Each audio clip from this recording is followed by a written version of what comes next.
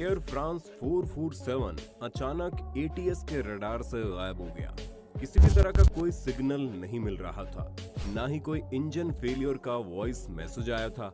कोई भी समझ नहीं पा रहा था कि आखिर प्लेन गया तो गया कहां? जमीन खा गई या आसमान निकल गया?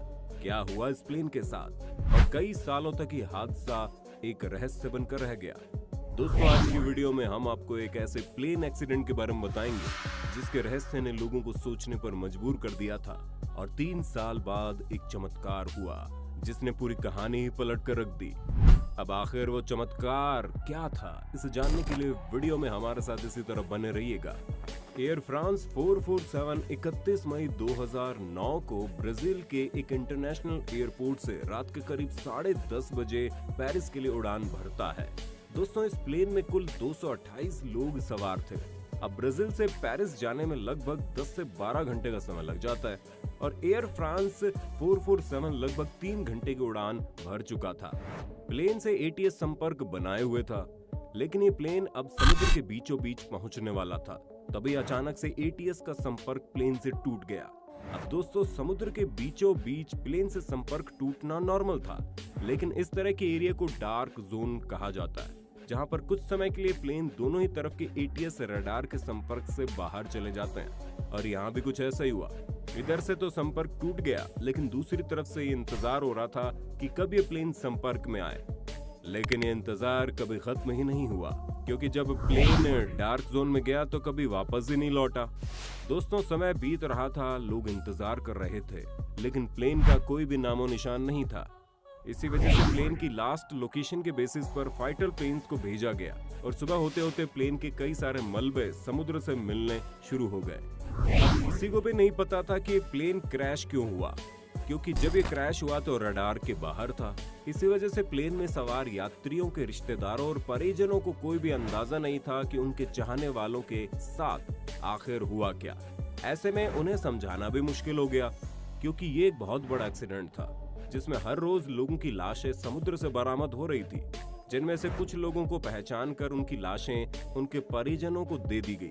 लेकिन कुछ ऐसी भी लाशें थी जिनकी हालत इतनी ज्यादा बिगड़ गई कि उन्हें पहचानना भी मुश्किल था। इस पूरे हादसे में एक भी ऐसा इंसान नहीं बचा जो बचा हो। पूरे के पूरे 228 लोग इस हादसे का शिकार हो गए। हालांकि केवल 50 लोगों की ही बॉडी रिकवर हो पाई और बाकी बचे लोग और प्लेन का ब्लैक बॉक्स अभी भी गायब था, जिसे ढूंढने की जद्दोजहद जारी थी, क्योंकि ब्लैक बॉक्स ही था जिसकी मदद से पता चल क्रैश हुआ क्यों। दोस्तों, जाहिर सी बात है कि समुद्र बहुत बड़ा होता है। ऐसे में समुद्र की बिल्कुल गहराई तक पहुंच पाना कोई आसान काम नहीं है। हालांकि इन्वेस्टिगेशन टीम अपनी तरफ से पूरी मेहनत कर रही थी, लेकिन उन्हें हर बार कोई न कोई लाश जरूर मिल जाती। लेकिन इस पूरे रहस्य को सुलझाने वाला ब्लैक बॉक्स नहीं मिल पा रहा था और ऐसा करते करते पूरे 3 साल बीत गए, जिसके बाद एक प्राइवेट टीम WHOI का गठन किया गया और फिर इस टीम ने चमत्कार करके दिखा दिया। इस टीम ने प्रॉपर प्लानिंग की और अपने लेटेस्ट टेक्नोलॉजी का इस्तेमाल करके मात्र 30 दिनों के अंदर ही ब्लैक बॉक्स को खोज निकाला। अब ब्लैक बॉक्स के मिलने के बाद उनकी पूरी तरह से जांच पड़ताल हुई, जिसके बाद प्लेन क्रैश का जो इंसिडेंट सामने आया उसने इन्वेस्टिगेटर्स को पूरी तरह सोच में डाल दिया। अब वहां क्या हुआ, चलिए जानते हैं। दोस्तों, इस घटना की शुरुआत उड़ान के 3 घंटे बाद हुई, क्योंकि जब ये प्लेन ब्राजील एटीएस के संपर्क से बाहर हो गया तो दूसरी तरफ पेरिस के एटीएस को लगा कि हम प्लेन से कुछ ही मिनट में संपर्क बना लेंगे। लेकिन उन्हें इस बात का बिल्कुल भी अंदाजा नहीं था कि ये प्लेन बहुत ही बड़ी मुसीबत में पड़ चुका है। असल में दोस्तों, प्लेन तूफानी बादलों के बीच फंस चुका था। हालांकि प्लेन के अंदर वेदर रेडार भी होता है जो मौसम की जानकारी पायलट्स को बताता है, पर ये रेडार केवल जानकारी देता है। प्लेन को प्रोटेक्ट करने का इसके पास कोई तरीका नहीं है। ऐसे में प्लेन था, सड़क पर चलती हुई कोई गाड़ी नहीं जो रास्ता खराब होने की वजह से यू टर्न मारकर दूसरा रास्ता ले ले, क्योंकि अगर एक बार प्लेन तूफानी बादलों में घुस गया तो किसी भी तरह उसे उसका सामना करना पड़ेगा। पर इस प्लेन की सबसे बड़ी दिक्कत यही थी कि इसे चला तो 3 पायलट रहे थे, लेकिन जो प्लेन का सबसे एक्सपीरियंस पायलट था वो था कैप्टन, और कैप्टन शुरुआती 3 घंटे प्लेन को चला चुका था। ऐसे में अब प्लेन की कमान जिस पायलट के हाथ में थी वो तीनों पायलटों में सबसे कम एक्सपीरियंस था। और आप कह लीजिए कि प्लेन के क्रैश होने की सबसे बड़ी वजह यही थी। ऐसे में दोस्तों एयर फ्रांस से फ्लाइट 447 बादलों के बीच प्रवेश कर चुका था और बादलों में होता है ढेर सारा पानी जो कि -40 डिग्री सेल्सियस के टेम्परेचर पर आसानी से फ्रीज हो सकता है। वैसे अब तक तो प्लेन में सब कुछ ठीक था, केवल रडार सिस्टम से संपर्क टूटा था, लेकिन कुछ मिनटों तक बादलों के बीच उड़ान भरने के बाद अजीब तरह की आवाजें सुनाई देने लगी और ये आवाजें बर्फ से टकराने लगी। ऐसे में दोस्तों प्लेन चला रहा को पायलट जो सबसे कम एक्सपीरियंस्ड का था, वो इन सभी हालातों को देखकर पैनिक होने लगा। हालांकि डरने की बात अब तक भी नहीं थी, क्योंकि जब तक ऑटो पायलट अच्छे से काम कर रहा था तब तक तो ऑटो पायलट प्लेन को अच्छी तरह से तूफानों के बीच में से उड़ा सकता था। अब दोस्तों रही बात बर्फ की, तो उसका कोई भी इलाज नहीं था, क्योंकि बर्फ के टुकड़े प्लेन के सेंसर को फ्रीज करने लगे थे और ऑटो पायलट प्लेन में लगे सेंसर से मिलने वाली इंफॉर्मेशन के हिसाब से प्लेन को फ्लाई करता था। और यहीं पर दिक्कत होनी शुरू हो गई, क्योंकि जब सेंसर बर्फ के कारण ब्लॉक हो गए तो ऑटो पायलट को जरूरी इंफॉर्मेशन मिलनी बंद हो गई।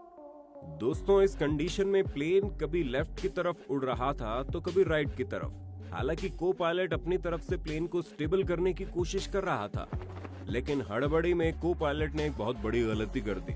असल में उन्होंने साइड स्टिक को पीछे की तरफ खींच दिया, जिसकी वजह से प्लेन का नोज ऊपर की तरफ होने लगा और प्लेन का एल्टीट्यूड बहुत तेजी से बढ़ने लगा।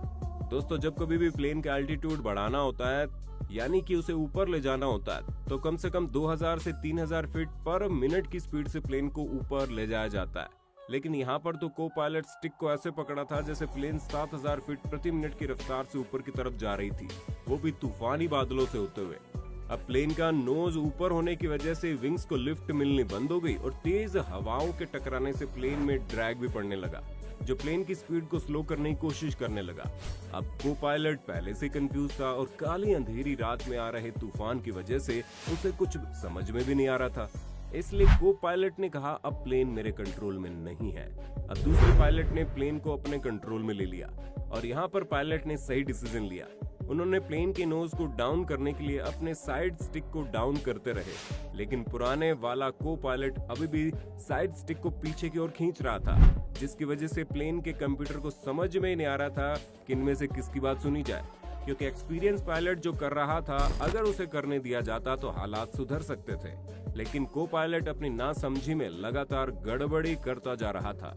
ऐसे में दोस्तों ना ही पायलट और ना ही को पायलट प्लेन को कंट्रोल कर पा रहे थे और प्लेन की स्पीड लगातार कम होने से और लिफ्ट न मिलने से प्लेन पत्थर की तरह नीचे गिरने लगी।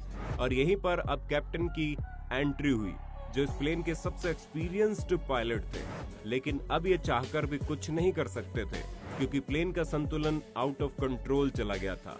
प्लेन लगातार नीचे जाने की वजह से स्टाफ अलार्म कभी ऑन हो रहा था तो कभी ऑफ हो रहा था।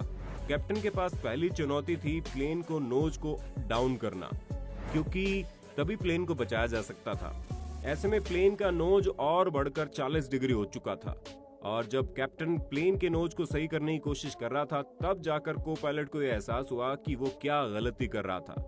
लेकिन अब पछतावा करने से कोई फायदा नहीं था। सिचुएशन को संभालने के लिए बहुत देर हो चुकी थी, इसलिए प्लेन की स्पीड को धीरे धीरे कम होने लगी और प्लेन अब उड़ नहीं रहा था, बल्कि पत्थर की तरह बेजान होकर नीचे की तरफ गिरने लगा और यही मौत की आखिरी घंटी थी। दोस्तों ग्राउंड प्रॉक्सिमिटी वार्निंग अलार्म भी बजने लगा।